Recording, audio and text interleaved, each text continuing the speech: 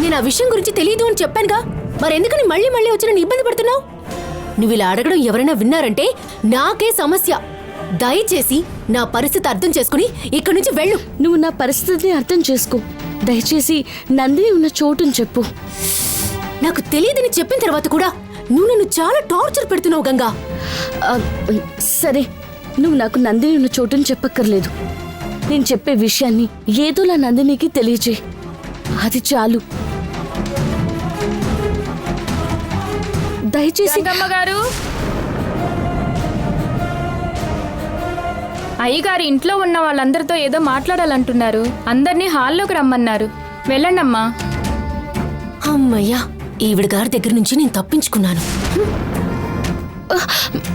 అయ్యో, పరిస్థితిని అర్థం చేసుకోకుండా మొండిగా ప్రవర్తిస్తుంది.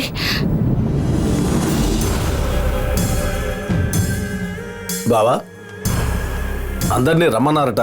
ఏంటి బావా విషయం? అందరినీ రానివ్వు, చెప్తాను. రేయ్, బావ కారణం లేకుండా అందరినీ పిలిపించరు. ఏమైంటుందిరా? ఇంకా సేపట్లో ఆయనే చెప్తానన్నారు కదా, ఆలోగా మీరెందుకు టెన్షన్ పడిపోతున్నారు? కొంచెం వెయిట్ చేయండి అన్నా.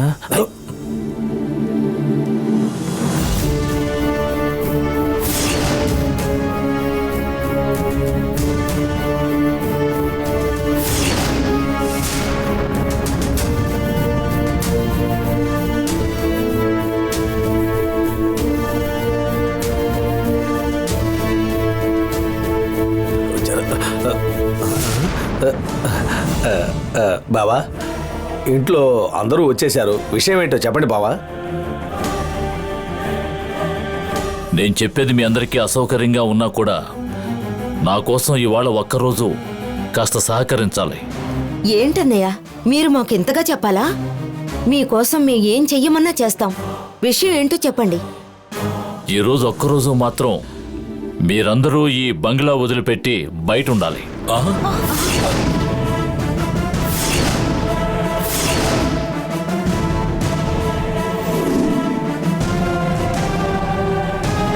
మీ అందరికీ హోటల్లో రూములు బుక్ చేశాను. మీరు ఎక్కడికి వెళ్ళండి. నేను ఎప్పుడు రమ్మంటానో అప్పుడు వస్తే చాలు. మేమెందుకన్నయ్యా వెళ్ళి హోటల్లో ఉండాలి? మా అందరినీ పంపించేసి ఇంట్లో అలా నువ్వు ఏం చేస్తావన్నయ్యా? ఈ బంగ్లాలో ఒక పూజ చేయాల్సి ఉంది. ఆ సమయంలో మీరెవ్వరూ ఇక్కడ ఉండకూడదు. అందుకే బయట ఉండమని చెప్తున్నాను. బావా, ఇన్నాళ్ళు మేము అందరం ఉండగానే కదా మీరు పూజలు చేయించారు. ఇప్పుడు మాత్రం ఎవరు ఉండొద్దని ఎందుకంటున్నారు బావా? ఇది ఒంటరిగా చేయాల్సిన పూజ ధర్మ. ఆ పూజ ఎవరు చేయబోతున్నారన్నయ్య? మాధవే చేయబోతోంది. ఆ పూజ పేరేమిటో మేము తెలుసుకోవచ్చు అన్నయ్య? పేరు గీరు ఊరు వాడా నీకెందుకు? అది కాదన్నయ్య, నేను పేరు మాత్రమే కదా అడిగాను. నోర్మై,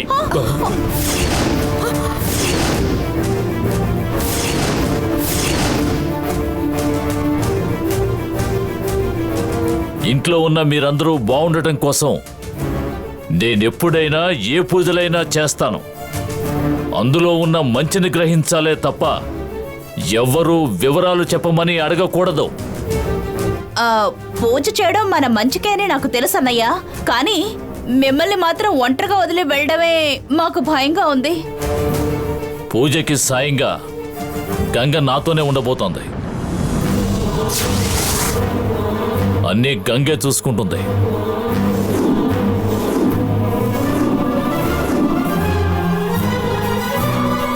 అందరితోటి పోతేనన్నా ఏదోలా నందినిని కాపాడొచ్చు. మావి ఇక్కడే ఉండమంటున్నారే. సంధ్యక నుంచి వెళ్లేలోగా నందినికున్న ఆపద గురించి చెప్పాలి. ఎలా చెప్పాలి ఏం అర్థం కావట్లేదే. ఇలా చూడండి, మీ అందరినీ హోటల్కి తీసుకువెళ్ళడానికి బయట కార్లు రెడీగా ఉన్నాయి.